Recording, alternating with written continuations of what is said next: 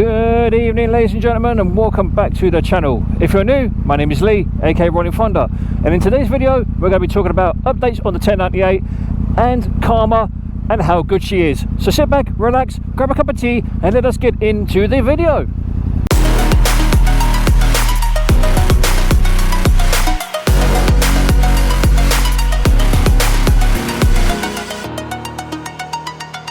So ladies and gents, welcome back. You join me on yet another cold, damp evening as Mother Nature feels the need to try and piss on my parade, as she does. So the topic of today's video is updates on the 1098 and Karma and how much of a beautiful thing it is.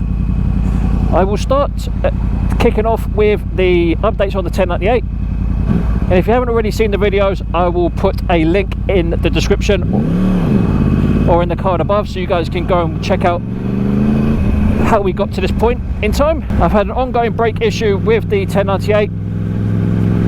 Well, I say an ongoing brake issue, it's not so much the brakes itself, it's the brake lever that's the issue. And basically I've tried bleeding the brakes countless times, I've tried cleaning the calipers a few times, I've changed the brake fluid, I've even tried changing the levers, but I have found that there's been a bit of an issue with the actual adjustable plunger type jobby that sits inside the master cylinder, in the fact that the fucking thing has seized to the point where it could not be undone. So in my desperation, I tried using brute force and ignorance, which as you can imagine didn't work at all. And in the end I got approached by one of my subscribers, a guy called Mark, who I mentioned in the previous video, who actually was able to supply me with a near enough new set of levers with the plungers that I needed. So naturally I couldn't thank him enough, and yes, ladies and gentlemen, I can now say that the 1098 is fixed. The lever is now back to full performance, the brakes bite nice and hard just like they used to. The 1098 is now just waiting on a day where I can take her down to Reese at Bike Nuts to do an MOT. So until further notice, the 1098 is currently off the road, which is an absolute ball ache, because a lot of people said they like the 1098, they like the noise and all that other good stuff, but fear not, ladies and gents, boys and girls, the 1098 is not going anywhere. She will be back with us very soon once she's had her MOT and I'm able to get out on her more often, because I found out today that the ULEZ zone for London is, and I refrain from using any expletives at this point, is being extended either this year or next year, whenever Sadiq Khan decides to fucking do it. So with the 1098 not being ULEZ compliant, if I go anywhere near central London or anywhere within the ultra low emission zone, I'm going to get stung with a £12 charge every time I go into London, I think it is. So as you can imagine, I'm going to try my best to not go into London, and if I do, I'll be taking the R1, because the R1 is ULEZ compliant and she's also E10 and E5 compliant, which is an absolute fucking massive bonus considering fuel prices these days are astronomical. So as you can appreciate, considering the 1098 can only run on E5 because of the swelling tank issue, which has been reported by a lot of people just recently, I've really only got two options in terms of fueling the Duke. It's either going to have to be E5 and pay through the nose, or it's going to have to be only ride the Duke as and when I can afford it. But anyway, I digress. The 1098 is fixed, that's all I'm worried about. The MOT will happen when I get a chance, or should I say when Reese can fit me in, of course, or unless if I get really desperate and I have to find someone else to do it. But right now I'm doing okay. The fact that the 1098 is fixed is the biggest relief to me. I'd rather have a fixed Ducati that I can't ride because of red tape rather than having a Ducati that passes its MOT but I can't ride because it's broken. I know that sounds massively contradictory, but that's just the way it is. But once again, like I said in my previous video, I can't thank Mark enough for supplying me with the replacement bits that I need. So thank you very much, Mark. You're an absolute legend. But now, ladies and gentlemen, let us move on to the second topic of today's video, which is karma and how much of a beautiful thing it is. Now allow me to set the scene. I've said it before in previous videos that I cannot stand moped riders. Now I know that sounds extremely bad of me, but when I tell you why I can't stand moped riders, you will understand my frustration. So allow me to set the scene. I'm riding home, minding my own business. I get to a junction that you guys have seen me go around many times. So I'm sitting there at the junction waiting for the lights to change so I can get across it, and there's a moped rider sitting right in my blind spot. And when I say in my blind spot, I kid you not, when I looked 90 degrees to my right, I could not see the fucker. I could not see him for love nor money. And I will demonstrate what I could see, because when I looked in my mirror, I could literally just see his head bobbing around in my rearview mirror. Quite literally. This moped rider was sitting so close to me that I don't know if you can see the point of my elbow just there. If you see that, my elbow moving, that's how close he was to me. He was that close, I couldn't even see him past my elbow. But like I've just said, karma is a beautiful thing, and I will explain as to why. When this guy on the moped decided to try and undertake me, well, I suppose you could consider it overtaking, considering he came up the inside of me. That sounded so bad. I suppose you could consider it overtaking, considering where the guy was in relation to the corner and where I was. Like for example, I don't know if you can see just there. There's a van, or it looks like a flatbed. That's how small this guy was in my rearview mirror, but he was right up next to me. So, you know, I'm like, first of all, where the fuck did you come from? Because you weren't there a minute ago. And then he had the cheek to try and overtake me around the inside of the corner, where there's not one but two sets of traffic islands. And I'm going to show you the footage of it because I managed to save it on my camera. What happened next? You couldn't make it up. You really fucking couldn't. So he's gone around the inside of me, and typically it's a Deliveroo rider or Uber Eats, one of the two. I can never remember which one it is. It only happened yesterday. But anyway, so he's dived up the inside of me around the right hand corner. I think to myself, you're a dickhead. Do you know what I mean? It's like, why the fuck do you feel the need to do this kind of shit? I don't care if you're on a tight schedule and you've got to be at a certain location by whatever time of night or day, whatever it happens to be. Either way, you do not need to ride like that. It's fucking dangerous. But the best part of it, and I kid you fucking not, as well as having a Deliveroo or Uber Eats or Just Eats box on the back of his moped, he also had a Sports Direct bag.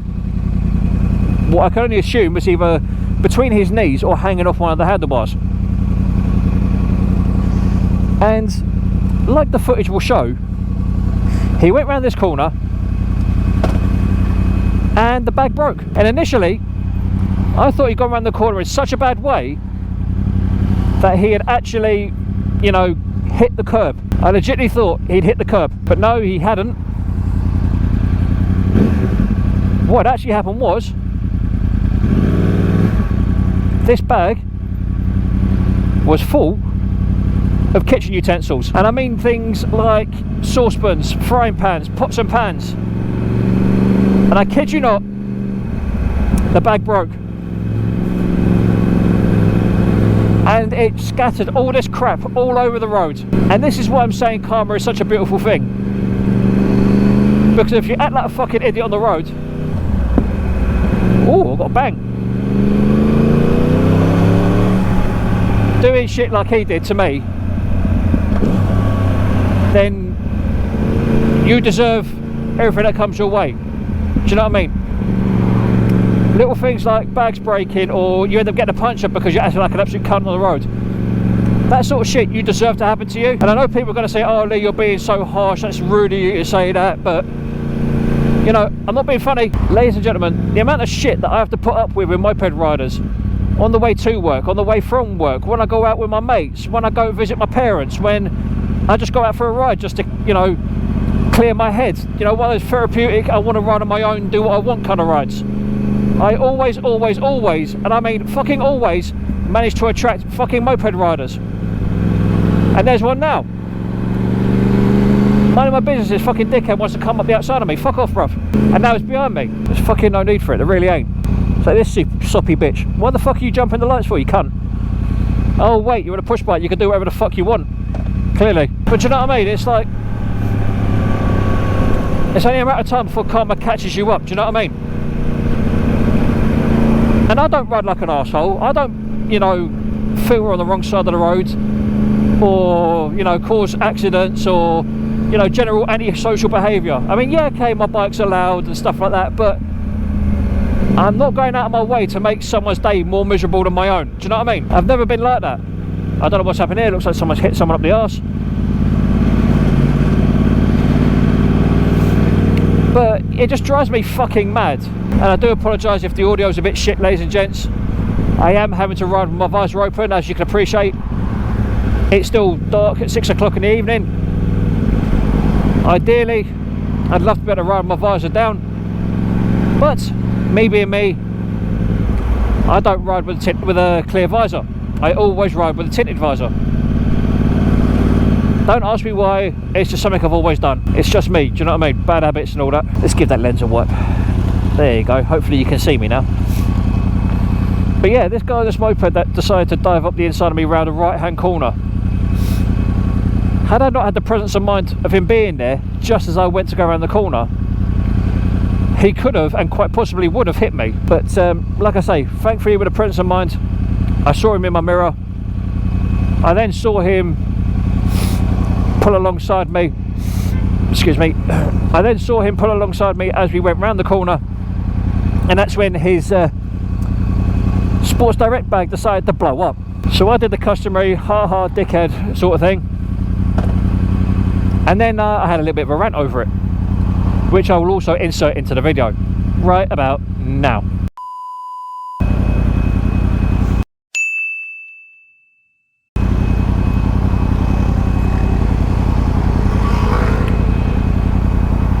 So it's not a fucking dickhead delivery driver who wants to sit right up my arse.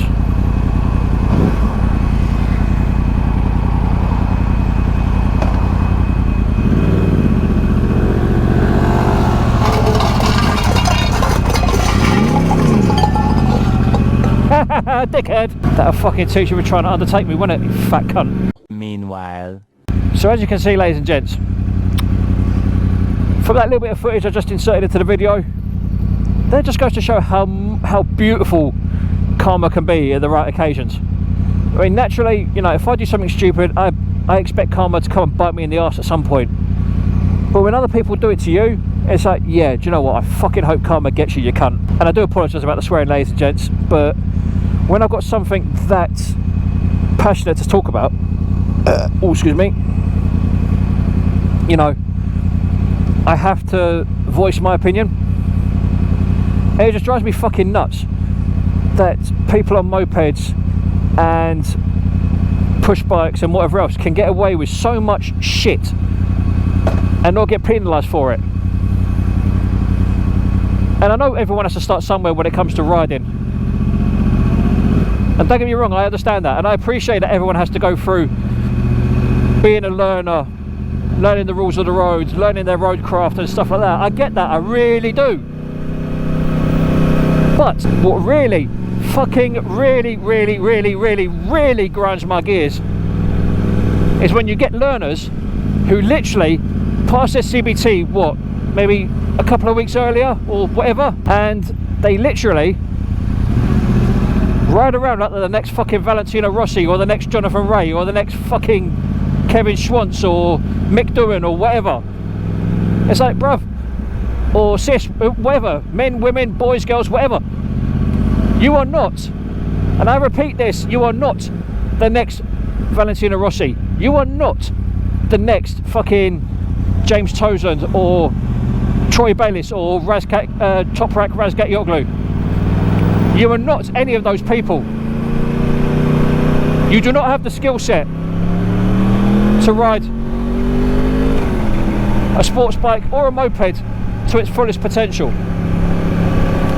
You know, that's why there's people in the world that race motorbikes for a living. Do you know what I mean? And forgive me for going on a bit, but you know, I'm not one of these people that would knowingly shit on someone's parade. Do you know what I mean? But, and I use this term very, very loosely, but when someone who's literally rocking around on L plates, who think they can duck and dive and bob and weave in between the traffic like some sort of fucking superhero, like that dickhead, for example.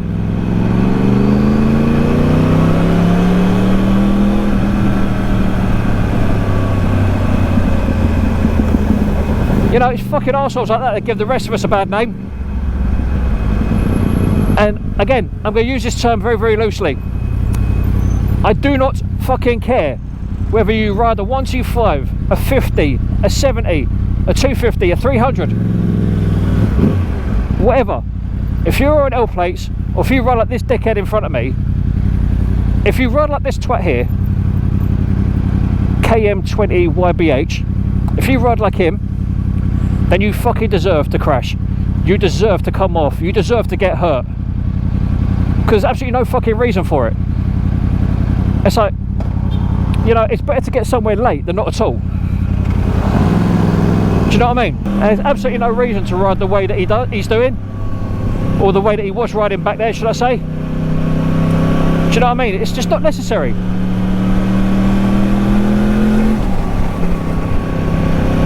There's absolutely no fucking need for it. But no. Look, there's another two, look. Nah, straight up, fuck off. It's better to get there in one piece. It's like, look at this geezer. He doesn't know who he fucking works for. He's got a Just Eat helmet on and a Deliveroo top box. So, bruv, do you even know who the fuck you're working for? But no. As we've already found out, ladies and gents,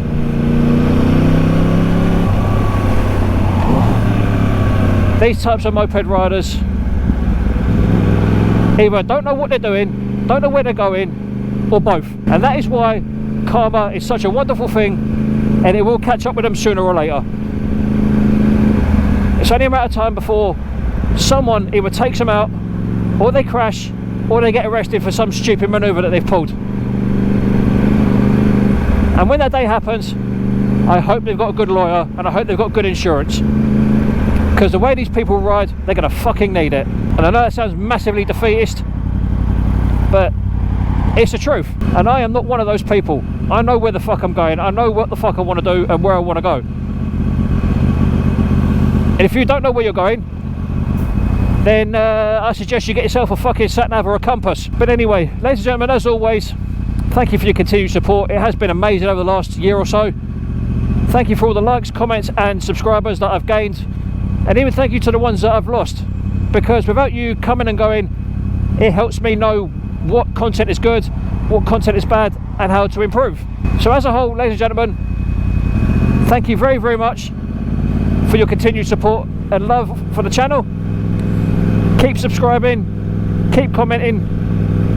If you haven't already subscribed, please consider doing so. It'd be great to have you on board. And if you are subscribed, don't forget to smash the like button and ring the bell so you're kept up to date with all new notifications and all new content when it drops. And as always, ladies and gentlemen, boys and girls, you guys have been absolutely fucking awesome as always. I have been Lee, aka Rollin Thunder.